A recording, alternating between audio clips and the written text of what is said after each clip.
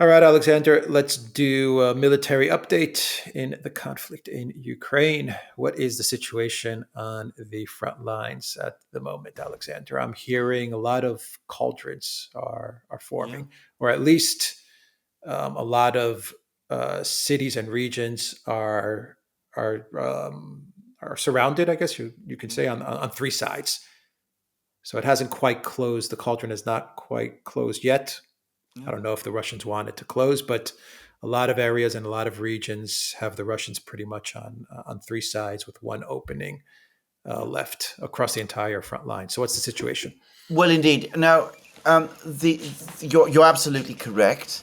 The thing to understand about every one of these cauldrons is that they are basically constructed. They're basically developing around fortified positions that the Ukrainians have. And to repeat a point that we made in our recent program, the overall story is that the Russians have now reached the farthest last big defense line that the Ukrainians have in Donbass. This line of the three big towns, Slavyansk, Kramatorsk, Konstantinovka, and then a little further distance away, there's Pokrovsk. So the Russians are now pushing against this line. If they break through, well, there's this notional Surovikin line that the Ukrainians supposedly are trying to build to the west of it. Nobody, I think, believes that the Ukrainians can hold the Russians along this line. Even the Ukrainians themselves are now admitting as much. So this is the last big defense line that the Ukrainians have left west of the Dnieper. If the Russians break through, then, as I said, they will reach the center, they will reach the Dnieper in central Ukraine. We've discussed in many programs what a mortal blow, not just for Ukrainian defenses in eastern Ukraine, but for Ukraine as a whole. The Russians arriving at the Dnieper in the central Dnieper region would be. So let's talk about these cauldrons. There is one cauldron which does look like it is a classical cauldron. In other words, the Ukrainian troops are fully trapped inside it and there is no escape from it. Now, south of the town of Konstantinovka, Konstantinovka is this town, it's about 70,000 people before the war, that forms the southern end of the line of towns, Slavyansk at the north, Kramatorsk, which is the biggest, in the middle, and Konstantinovka. Konstantinovka is the southernmost one. South of Konstantinovka, there is a reservoir called the Kliban Big Reservoir. The Ukrainians have been defending positions south of this reservoir. The Russians have now reached the western tip of this reservoir, and they've also reached the eastern tip of this reservoir. So any Ukrainian troops south of the reservoir are trapped.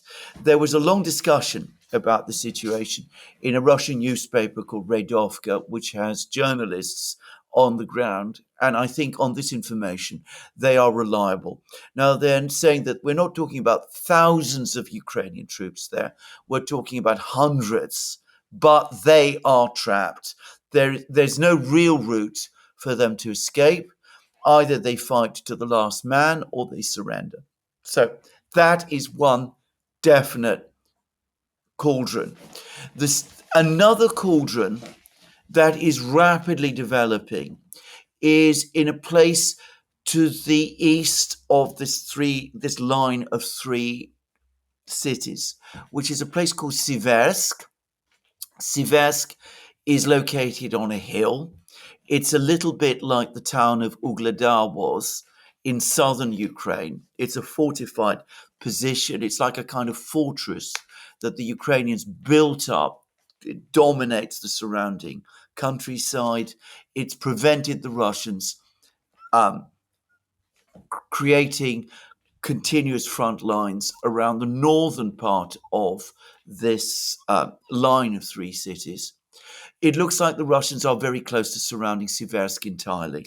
So they have captured villages immediately to the east of Siversk, places like Novosilka and Velikokamyanska.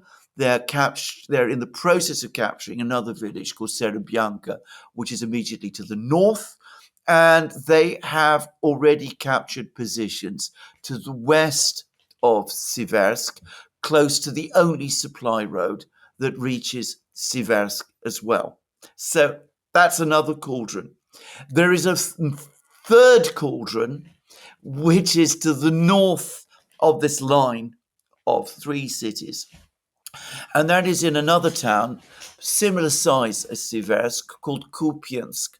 Now, Kupiansk was a place that the Russians controlled in 2022. The Ukrainians captured it in their offense, recaptured it in their offensive of the autumn of 2022. The Ukrainians themselves admit that there is now fighting going on inside Kupiansk itself, and that the Ukrainian troops in Kupiansk have only one exit route, which is one small supply road. Basically, I understand, a dirt road. So they can't get supplies into their garrison in Kupiansk. It's likely that they will have to retreat from that town fairly quickly, and that again means that the Russians are closer to enveloping, as I said, this last line of the big three towns. The biggest cauldron, it's not yet fully stabilized, but it's clearly emerging now, is around the most important place of all being fought over at the moment, which is Pokrovsk. Pokrovsk is the key to the battle at the present time. Now, the Russians have, first of all, just to repeat again, Pokrovsk is more isolated from all of these other places, but it's a big place. It had a population of around 80,000 at one time. Before the war, it had reduced to about 50,000, but it was still a big place.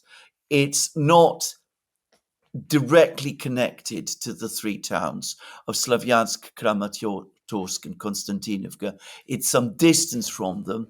It's more isolated on the plains, the Ukrainian steppe, but it's the main logistics hub. It's on the main roads. It connects the roads and the railways.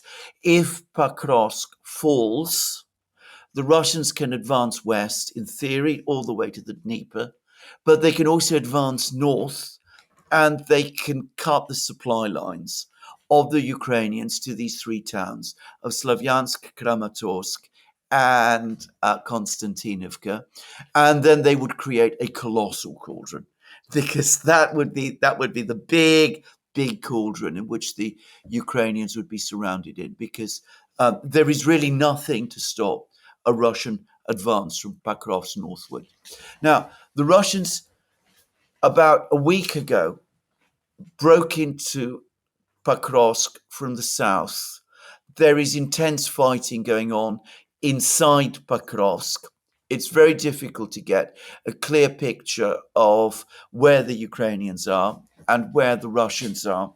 The Russians say that the Ukrainians in Pokrovsk have become divided, the garrison in Pokrovsk has become fragmented into different groups.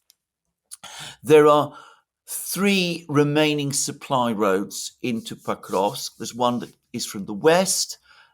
There's two from the west. There's one from the north. The Russians have cut the supply line which leads into Pokrovsk from the north. And the word is that they're currently storming two villages on this supply road, Orodinska and Bilitska. It looks like it could be that they've already captured these two villages, and that they've established drone and control over the other two supply roads.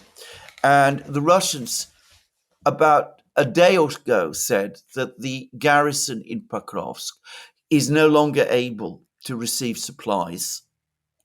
There are still ways for it to retreat from Pokrovsk, but this is becoming much more difficult and far more dangerous.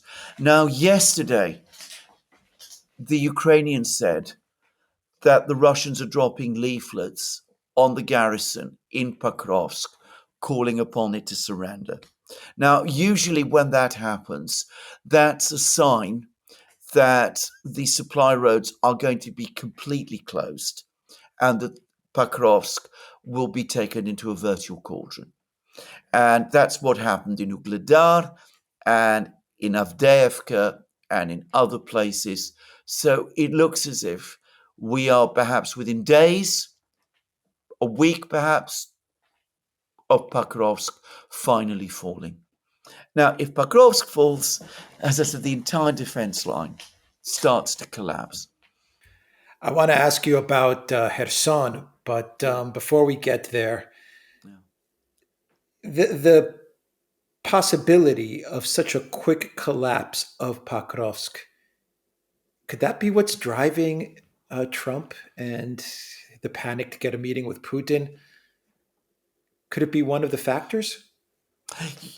You know, in a previous program, I discounted that possibility. I've changed But my you're saying a mind. week, maybe a week, maybe two, Yeah, even I if it's know. 3 weeks. Yes, Let's I say know. it's let, Yes, let's three. even say it's Yeah, at the end of September, Alexander. yes, yes. That's still very fast. It's very fast, and if that happens, if it happens, as I said, the entire Ukrainian defense positions, not just in Donbass, but again to repeat, in eastern Ukraine, are compromised beyond retrieval.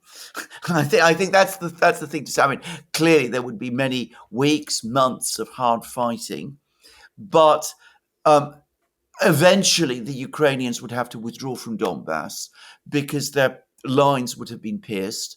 And if they continue to hold in Donbass, they would be surrounded. So, I mean, and if they lose Donbass, they lose the position in east of the Dnieper, which makes defense of Ukrainian positions east of the Dnieper possible. I mean, if the Ukrainians lose Donbass, the Russians reach the Dnieper in the center, then it becomes impossible, it seems to me, to hold positions to the north in places like Kharkiv, Sumy, Chernigov, and whatever. I mean, the whole thing will start to they'll start to fall down like a row of Talking about big dominoes. cities too. Big cities, absolutely. So, Kharkiv, yeah. absolutely, and I think this is well. I think that some people, obviously, in the United States, understand this very well. So, I think you're probably right. I think that this is creating some of the panic and some of the urgency.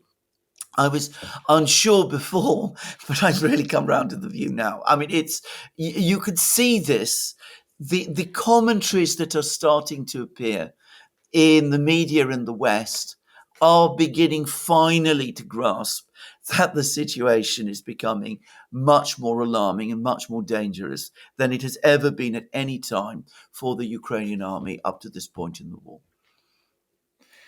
Another question before I get to Kherson: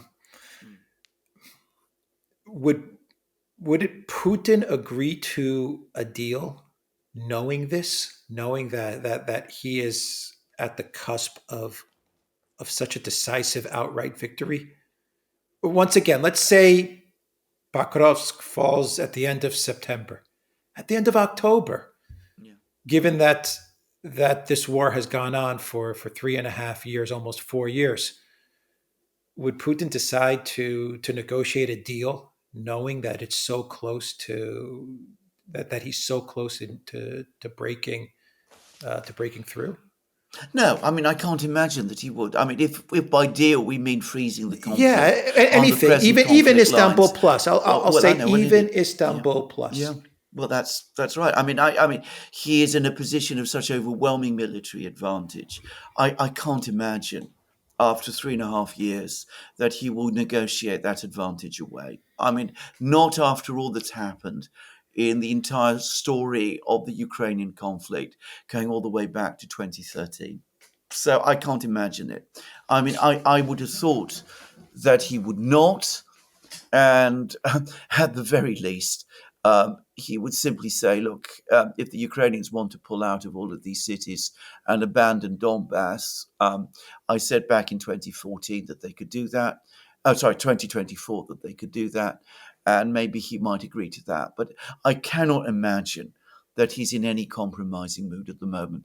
When he spoke most recently about the terms for ending the war, which was just a few days ago, when he was with Lukashenko at the Valam monastery, he made it absolutely clear that his terms and objectives had not changed.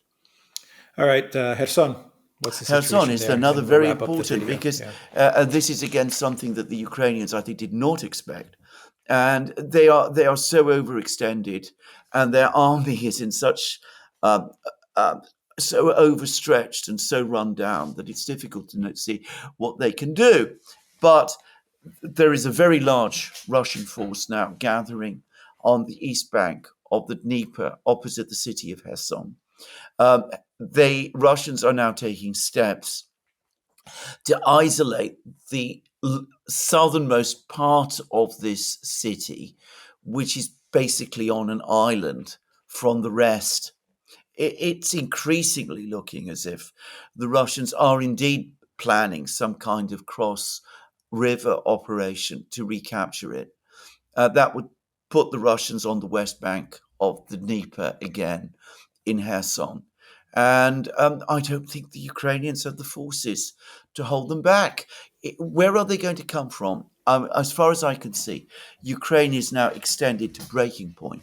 There are reports that large areas of the front lines in Donbass are without troops, that the Russians have been advancing north of Pokrovsk and capturing places and reaching trenches and finding that there are no Ukrainian troops there.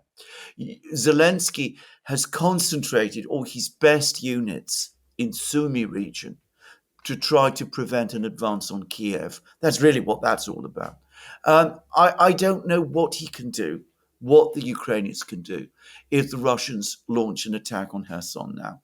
So this is, if it happens, it's going to intensify the sense of crisis, which is now building.